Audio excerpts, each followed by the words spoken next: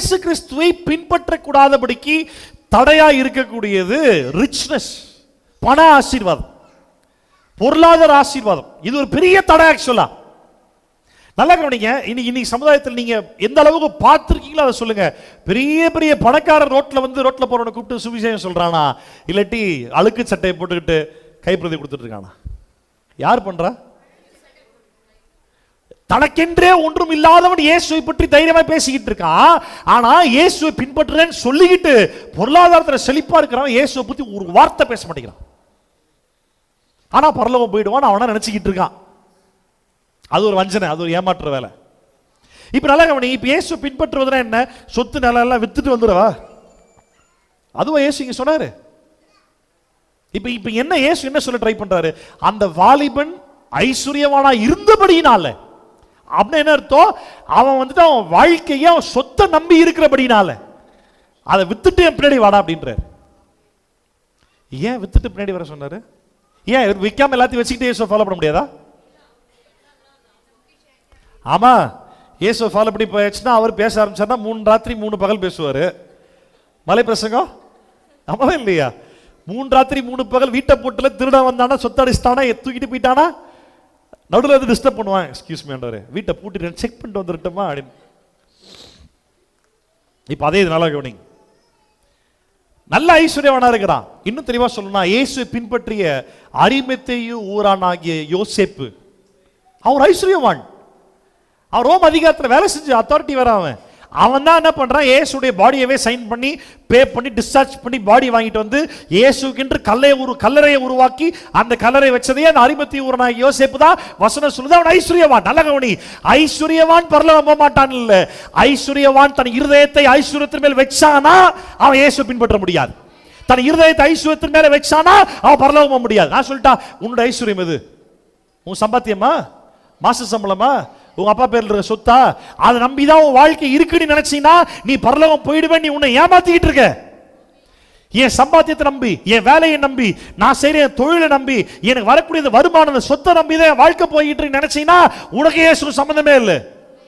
இதெல்லாம் பூமியில் கொடுக்கப்பட்டிருக்க கடமைகள். வசனம் 1 தீமோத்தேயு 6 வாசிக்கிற பண ஆசை எல்லா தீமைக்கும் வேறாயிருக்கிறது. ஏன் வேறு? வேறு பெருசா இருக்குமா, மரம் பெருசா இருக்குமா? மரம் தாங்க பெருசா இருக்கும் வெளியே பார்க்கறதுக்கு. சரி, பார்வைக்கு எது தெரியும்? மரம் தெரியுமா, வேறு தெரியுமா? ஆனா இவ்வளவு பெரிய மரத்துல இவ்வளவு பறவைகள் வாழுது, இவ்வளவு பெரிய இலைகள் இருக்கு, இவ்வளவு காய்கள் இருக்கு, இவ்வளவு கனிகள் இருக்குது, இவ்வளவு நிழல் தருது. இவ்வளவுக்கு காரணம் எது? கண்ணிலே தெரியாத வேறு. அநேகர் தன் வாழ்க்கையின் அதே மாதிரி அஸ்திபாரம், உன் வாழ்க்கை கரெக்டா போன கிறிஸ்துன்ற அஸ்திபாரத்தை மேல உன் வாழ்க்கை கெட்டுன்றார். புத்தி உள்ள மனுஷன் கண்மலையாகி கிறிஸ்து மேல தன் அஸ்திபாரத்தை போடுகிறான். உன் வாழ்க்கை கரெக்டா இருக்கும்னா கண்ணுக்கு தெரியாத அஸ்திபாரம் இயேசுவா இருக்கணும் உன் வாழ்க்கையில. இப்போ உன் வாழ்க்கையில உன்னை நடத்தி கொண்டு செல்கிறது, உன்னை தாங்கி பிடிக்கிறது இயேசுவா இல்ல உன் சொத்தா உன் பணமா அப்படின்னு வார்த்தைகள் இல்லாம வாழ்க்கை இருந்ததுன்னா சந்தோஷம். ஆமென், அல்லேலூயா. இந்த ஐஸ்வர்யம் பரலோகம் வரமாட்டான்னு இயேசு சொல்லல. Point number 1. ரெண்டாவது, இயேசுவை பின்பற்ற எல்லாருமே தான் சொத்தெல்லாம் மொத்தம் வித்துட்டு தான் வரணும்ன்றது இயேசு சொல்லல. இது ரெண்டுத்துல நோக்கம் என்ன? உன் இருதயம் ஐஸ்வர்யத்தின் மேல் இருக்குமானால் உனக்கு இயேசு சம்பந்தம் இல்லை. யாக்கோபு 2ஆம் அதிகாரத்தில் வாசிக்கிறோம், உன் சபையில பணக்காரன் வரான், ஏழைப்பட்டவன் வரான். பணக்காரனை பார்த்து இங்கே உட்காரு, ஏழைப்பட்டவனை பார்த்து அங்கே உட்காருன்னு சொல்றியே. உன்னை நிந்திக்கிறவன், உன்னை கஷ்டப்படுத்துறவன், உன் பேர் தூசிச்சு உன்னை அவமானப்படுத்துறவன் எல்லாம் அந்த பணத்தை வச்சிருக்கவன் தான்றா. பணக்காரனுடைய கேரக்டர் சொல்றாரு பாருங்க. சும்மா இருக்க முடியாது. வேற ஒருத்தன் வளர்ந்து வரானா விட முடியாது. இவன் பிசினஸ் காம்படிஷன் இன்னொருத்தன் வளர்றான்னா திறமையா பண்றான், நல்லா பண்றான், வளரட்டும் போயிட்டு போது என் பிசினஸ் நான் பார்த்தா போதும் வராது. இவனை தவிர்த்து இவனை மேல வரக்கூடாது. இது நிறைய குடும்பங்கள்ல பாத்தீங்கன்னா இருக்கும்.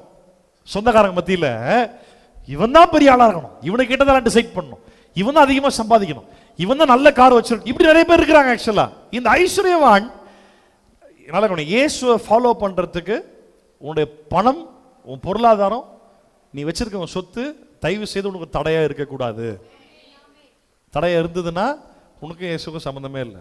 இந்த பெங்களூர்ல கிரண் எசேக்கியல்னு சொல்லி ஒரு பிரதர் ஒருத்தர், பாஸ்டர்ன்ற பேர்ல கொஞ்சம் தீர்க்கதரிசனம் சொல்லுவார் அப்படி இப்படின்ட்டு, சின்ன வயசுல வாலிப பையனா இருக்கும்போது ஊழியம் பண்ணிக்கிட்டு இருக்காரு. சமீப காலத்தில் அவர் ஒரு பிரசங்கத்தை நான் ஒன்று கேட்டேன். ஒரு ஷார்ட்ஸ் எனக்கு அனுப்பி விட்டாங்க, ஒரு குறுஞ்செய்தி.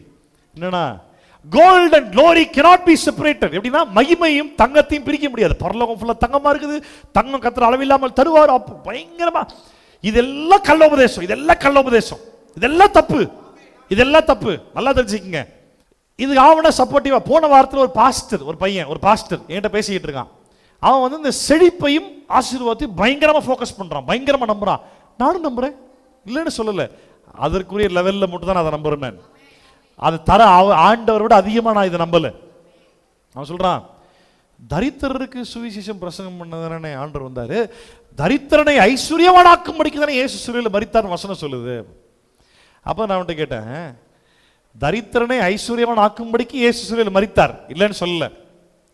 இப்ப அந்த தரித்திரர் யாருன்னு கேட்டேன். அப்ப இந்த வசனம் நான் சொன்னேன், தரித்திரருக்கு சுவிசேஷம் அறிவிக்கும்படிக்கே வந்தேன்னு சொன்னாரே, யாரு? ஏழைப்பட்டவன் மட்டுமா? அவ பணக்காரனுக்கு சுவிசேஷம் சொல்ல வரல இயேசு.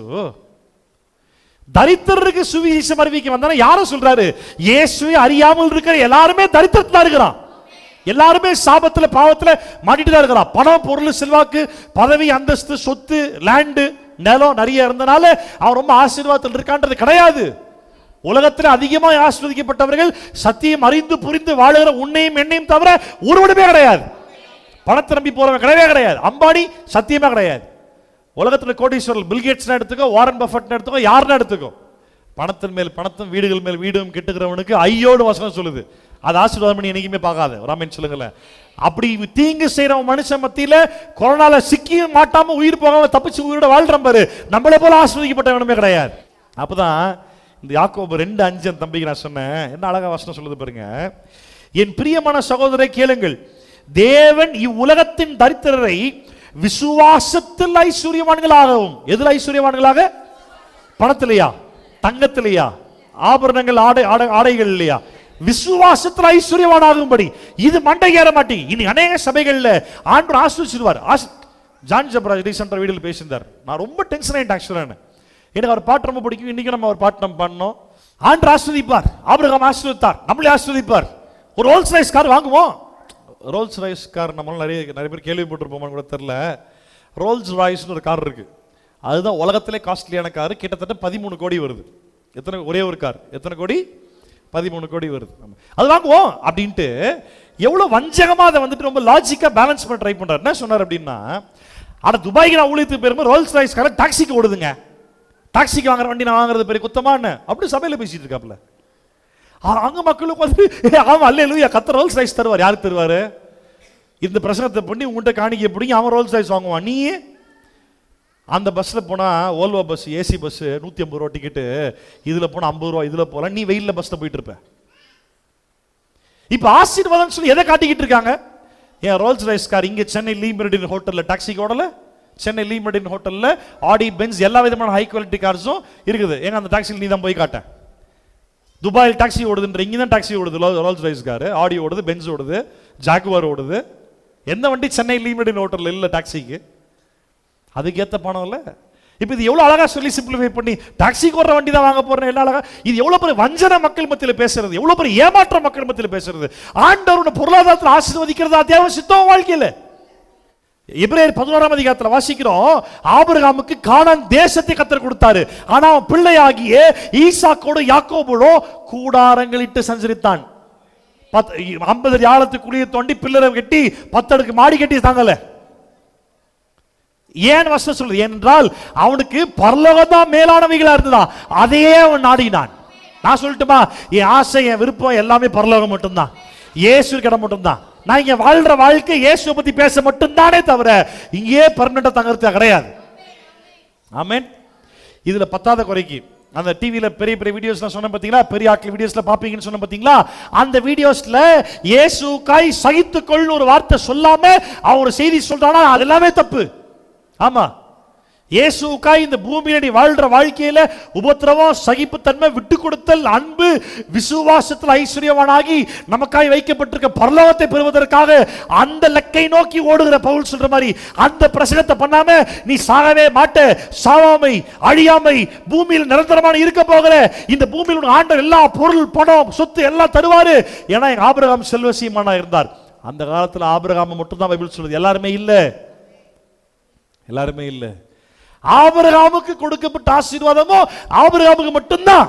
கலாத்தியர் 3ஆம் அதிகாரம் வாசி பாருங்க. கலாத்தியர் 3ஆம் அதிகாரம் ஆபிரகாமை கர்த்தர் ஆசீர்வதிக்கும்படி சொன்னார். உன் ஆசீர்வதிப்பாரா? கண்டிப்பா ஆசீர்வதிப்பார். ஆசீர்வாதத்துக்கு மாத்தி நான் ஒன்றும் பேச மாட்டேன். என் தேவன் சபிக்க மாட்டார். என் தேவன் ஆசீர்வதிக்கிற தேவன். உனக்கு என்ன தேவையோ நல்லா கேட்கறதுக்கு முன்னாடியே ஆண்டு கொடுத்துருவார். நம்ம பிரச்சனை தெரியுமா? நம்ம பேங்க் பேலன்ஸ் இவ்வளவு இருந்தாதான் ஆசீர்வாதம் நம்ம நினைக்கிறோம். பேங்க் பேலன்ஸ் அவ்வளவு இருந்ததுன்னா உனக்கு தூக்கம் வராது தெரியுமா? கீஷமா நீ எதை பார்க்கற? சுவிசேஷத்துக்காக இந்த உலகத்தில் வாழலாம்.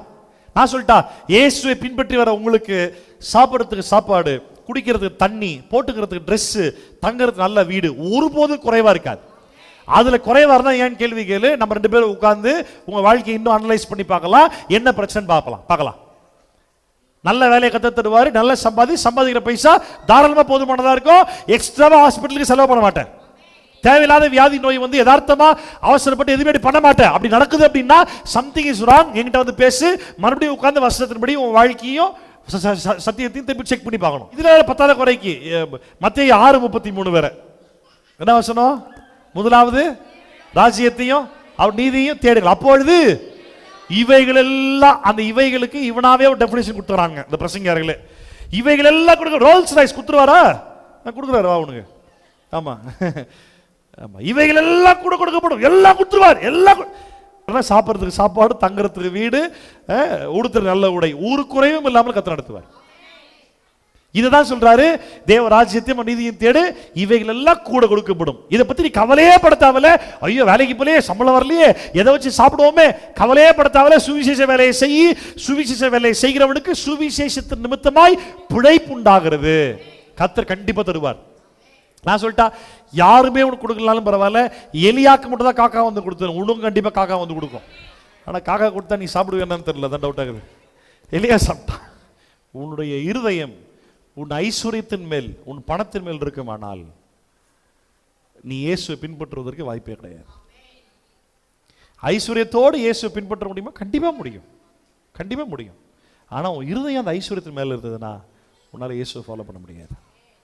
இயேசுவை ஃபாலோ பண்ணல, பரலோகத்தில் இருக்க உன்னுடைய ஸ்தலத்தை நீ பெற்றுக்கொள்ள நஷ்டப்பட்டு போயிடுவேன்.